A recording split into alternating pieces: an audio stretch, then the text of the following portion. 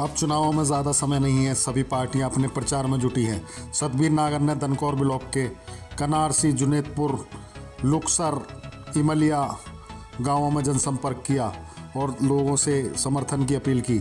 इस दौरान सतबीर नागर ने कहा कि सबसे बड़ा मुद्दा रोजगार का है। यहाँ स्थानीय लोगों को रोजगार नहीं दिया जाता, कंपनियां वापस भेज देती हैं। जब हमने ज़मीन दी है, अपना सब कुछ दे दिया, उसके बाद भी हमें रोज़गार नहीं मिल रहा। अगर वो जीते तो हर युवा को रोज़गार देंगे। इसके अलावा किसानों की समस्याओं को प्रमुखता से हल करने का प्रयास करेंगे। किसानों की समस्याओं को शीर्षता से हाईकमान के सामने उठाएंगे और संसद में उठाएंगे। इस दौरान उनका बहुत जोरदार स्वागत हुआ। ये समय बहुत कम है और लड़ाई बहुत बड़ी है।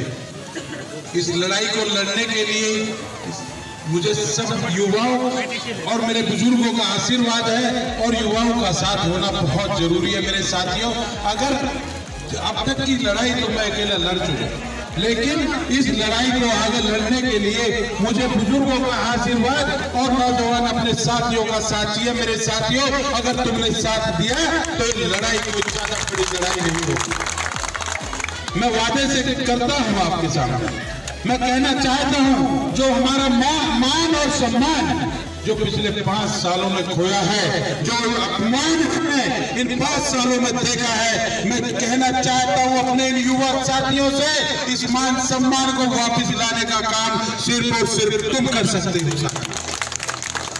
आने वाली 11 तारीख ये इतनी महत्वपूर्ण 11 तारीख है कि इस 11 तारीख को तुम्हें फैसला लेना है। सम्मान रखना है तो रख लेना, और नहीं तो ये सम्मान फिर वापस आने वाला नहीं है साथियों।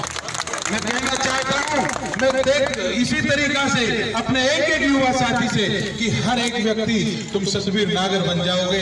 अगर एक काम किया, इन्हें भगाने में ज्यादा समय नहीं लगेगा।